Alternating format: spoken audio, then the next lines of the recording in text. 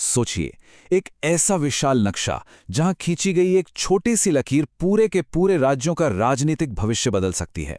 भारतीय परिसीमन यानी इंडियन डिलिमिटेशन, ये असल में लोकतांत्रिक प्रतिनिधित्व और हमारे फेडरल स्ट्रक्चर के बीच एक बहुत ही नाजुक बैलेंस बनाने की कहानी है। और ये टॉपिक अचानक से एक बहुत बड़ा नेशनल इशू बन गया है, क्योंकि हम एक ऐसी तारीख के बेहद करीब आ रहे हैं जो भारत के राजनीतिक भूगोल को हमेशा के लिए बदल कर रख सकती है। तो चलिए इस मुद्दे की गहराई में चलते हैं। किसी भी आधुनिक लोकतंत्र की नींव एक बहुत ही बेसिक लेकिन गहरे सवाल पर टिकी होती है। सवाल यह है कि एक व्यक्ति एक वोट की समानता और राज्यों के बीच शक्तियों के सही बंटवारे के बीच बैलेंस कैसे बनाया जाए। भारत के संघीय ढांचे में यानी हमारे फेडरल स्ट्रक्चर में आज यही सबसे बड़ा टेंशन का पॉइंट है। क्योंकि देखिए, जब बात सत्ता की आती है ना, तो जनसंख्या के आंकड़े और राजनीतिक शक्ति हमेशा एक ही रास्ते पर नहीं चलते। अब आप अपने कैलेंडर पर एक तारीख मार्क कर लीजिए, 6 मई 2026। यही वो एग्जैक्ट डेट है जब परिसीमन पर लगी पुरानी रोक हटने की संभावना है। और सच कहूं तो इसी तारीख ने भारत के दक्षिणी राज्यों की रातों की नींद उड़ा दी है। हाल ही में उन्होंने भविष्य में पॉपुलेशन के बेसिस पर होने वाले सीटों के बदलाव और फाइनेंस कमीशन के फंड एलोकेशन को लेकर गहरी चिंता जताई है। और उनका ये डर बिल्कुल जायज भी है। वो पूछ रहे हैं कि क्या जनसंख्या नियंत्रण में उनकी ऐतिहासिक सफलता ही भविष्य में उनकी राजनीतिक आवाज को कमजोर कर देगी। तो यह परिसीमन आखिर है क्या? तकनीकी रूप से परिसीमन या डिलिमिटेशन सिर्फ नक्शे पर कुछ लकीरें खींचने का नाम नहीं है। ये लोकसभा और राज्य विधानसभाओं के लिए क्षेत्रीय निर्वाचन क्षेत्रों की बाउंड्रीज और सीटों की संख्या तय करने की एक बहुत ही पावरफुल संवैधानिक प्रक्रिया है। इसका लक्ष्य बहुत साफ है, ये पक्का करना कि हर सांसद या विधायक लगभग समान आबादी का प्रतिनिधित्व करे। और इस महाकाय काम को जो बॉडी अंजाम देती है, उसे हम परिसीमन आयोग या डिलिमिटेशन कमीशन कहते हैं। हमारे संविधान में इस पूरी प्रक्रिया को बहुत बारीकी से सेट किया गया है। आर्टिकल 82 और 170 संसद और राज्य विधानसभाओं के लिए हर जनगणना के बाद सीटों के पुनर्समायोजन यानी रीएडजस्टमेंट का अधिकार देते हैं।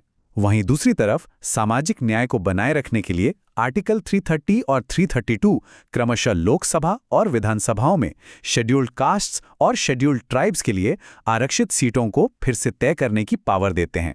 यहाँ एक ऐसा फैक्ट है जो अक्सर लोगों को हैरान कर देता है। परिसीमन आयोग के जो ऑर्डर्स होते हैं ना, वो कोई साधारण सुझाव नहीं होते। वो कानून की पत्थर की लकीर होते हैं। ये आदेश राष्ट्रपति द्वारा तय की गई एक स्पेसिफिक डेट पर लागू होते हैं। और इनमें इतनी पावर होती है कि खुद हाउस ऑफ द पीपल यानी हमारी लोकसभा या किसी भी राज्य की विधानसभा भी इनमें कोई संशोधन या बदलाव नहीं कर सकती।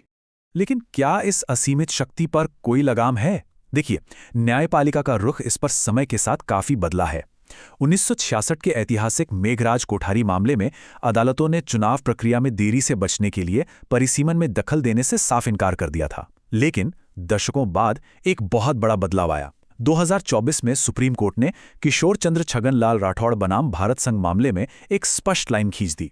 कोर्ट ने कहा कि अगर आयोग का कोई आदेश स्पष्ट रूप से मनमाना और असंवैधानिक है, तो संवैधानिक अदालतें उसकी जुडिशियल रिव्यू यानी न्यायिक समीक्षा बिल्कुल कर सकती हैं।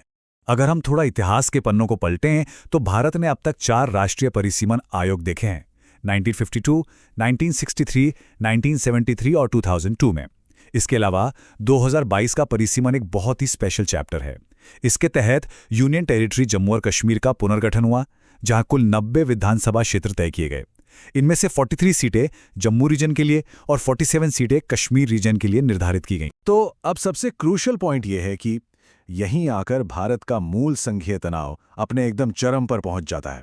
देखिए, एक तरफ उत्तर प्रदेश और बिहार जैसे उत्तरी राज्य हैं, जहां जनसंख्या का ग्राफ तेजी से ऊपर की तरफ गया है, और वहीं दूसरी तरफ दक्षिण भारत के राज्य हैं जिन्होंने राष्ट्रहित में अपनी जनसंख्या को बहुत ही सफलतापूर्वक कंट्रोल किया है। अब इसका विरोधाभास देखिए। अगर अगला परिसीमन सिर्फ आज की जनसंख्या पर आधारित होता है, तो जिन राज्यों ने बेहतर नीतियां अपनाई, राष्ट्रीय राजनीति में उनका प्रतिनिधित्व और उनकी आवाज दोनों सिकुड़ सकती हैं। और ये सिचुएशन कई गंभीर संकटों को जन्म देती हैं। डेमोग्राफिक्स यानी जनसांख्यिकी में बदलाव की वजह से आरक्षित निर्वाचन क्षेत्रों का पूरा गणित बिगड़ चुका है। ऊपर से इसमें आम जनता की भागीदारी भी बहुत कम रही है।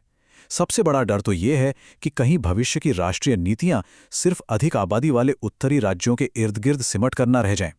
ये एक कड़वा सच है कि भूगोल तो केवल देश की सीमाएं खींचता है, लेकिन सत्ता का असली निर्धारण हमेशा डेमोग्राफिक्स ही करती है। तो अब सवाल यह है कि भारत के लिए आगे का रास्ता क्या हो सकता है।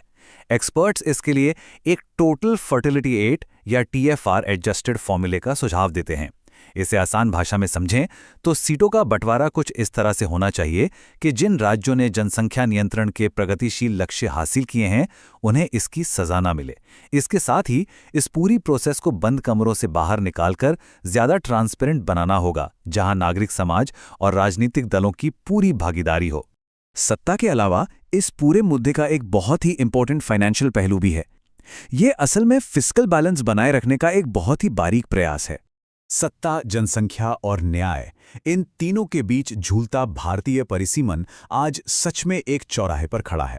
इस पूरे एक्सप्लेनर का सबसे बड़ा और चुनौतीपूर्ण सवाल यही है, क्या भारत एक ऐसा फ्रेमवर्क तैयार कर सकता है जो कोऑपरेटिव फेडरलिज्म यानी सहकारी संघवाद की रक्षा करे?